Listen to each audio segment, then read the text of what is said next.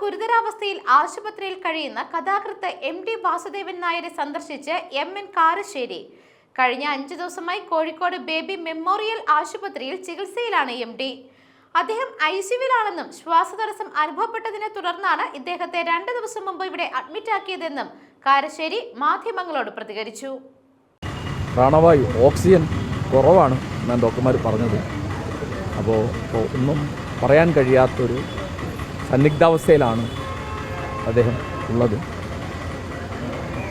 ശരീരത്തിൻ്റെ ക്ഷീണം കൊണ്ടോ മയക്കം കൊണ്ടോ ആയിരിക്കും കണ്ണ് തുറക്കാഞ്ഞത്. ഞാൻ അദ്ദേഹത്തിൻ്റെ മക്കൾ ഇവരൊക്കെയായിട്ട് സംസാരിച്ചു.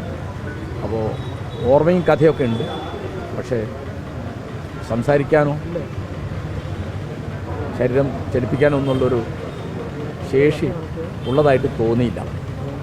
പക്ഷേ നേരത്തെ അദ്ദേഹം തന്നെ പറഞ്ഞിട്ടുണ്ടായിരുന്നു, അതായത് ഈ ആരോഗ്യസ്ഥിതി മോശമായാലൊക്കെ തന്നെ ഈ യന്ത്രസഹായത്തോടു കൂടി അത്തരം ചികിത്സകൾ വേണ്ട എന്ന് നേരത്തെ അദ്ദേഹം വ്യക്തമാക്കിയെന്ന് എവിടേക്ക് വായിച്ചിട്ടുണ്ട്, അറിഞ്ഞിട്ടുണ്ട്. അങ്ങനെ പറഞ്ഞതായിട്ട് മാഷിൻ്റെ അറിവിലുണ്ടോ? എന്നോട് പറഞ്ഞിട്ടില്ല, പിന്നെ പറഞ്ഞിരിക്കാം.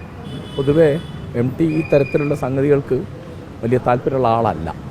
പറഞ്ഞിരിക്കാം, എന്നോട് പറഞ്ഞിട്ടില്ല. പറഞ്ഞതായിട്ടും ആരും എന്നോട് പറഞ്ഞിട്ടില്ല. പറഞ്ഞിരിക്കാം.